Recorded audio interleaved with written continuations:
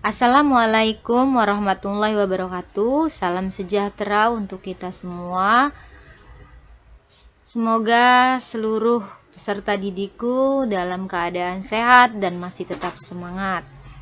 Untuk materi pelajaran Bahasa Indonesia kali ini masih melanjutkan materi sebelumnya, yaitu materi tentang laporan hasil observasi. Silahkan disimak dan dipahami materi berikut ini. Materi laporan hasil observasi. Melanjutkan materi yang sebelumnya, mari disimak. Materi struktur teks laporan hasil observasi itu ada 3. Yang minggu lalu sudah kalian tulis strukturnya. Nah, kita ulas sekarang ya.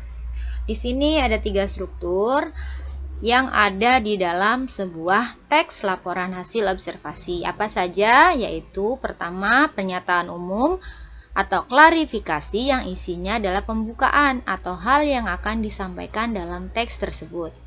Yang kedua, strukturnya definisi bagian, yang artinya mengandung rincian hal-hal yang akan dilaporkan. Yang ketiga, strukturnya definisi manfaat, yang isinya bahwa objek yang diamati memiliki manfaat.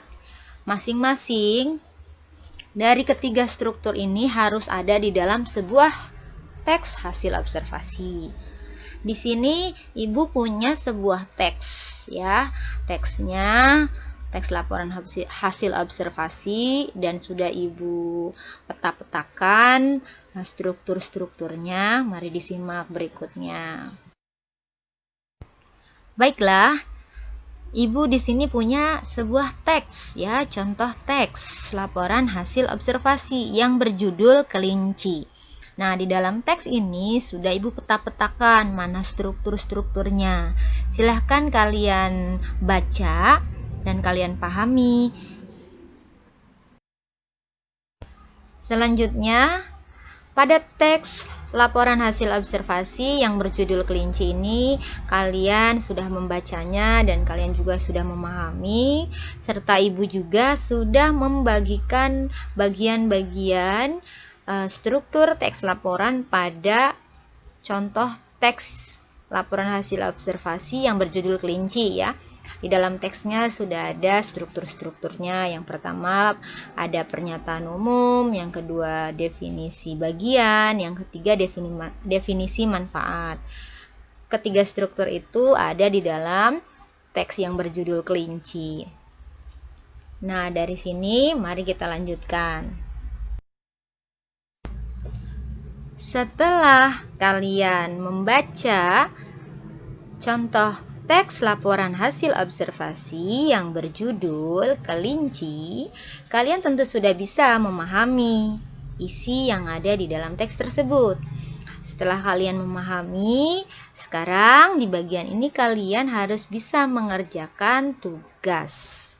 Tugas dari Ibu ada 5 pertanyaan. 5 pertanyaan ini jawabannya tentu ada di dalam teks yang berjudul kelinci ya. Kalian kalau sudah memahami, maka kalian kerjakan tugas ini. Sangat mudah bukan?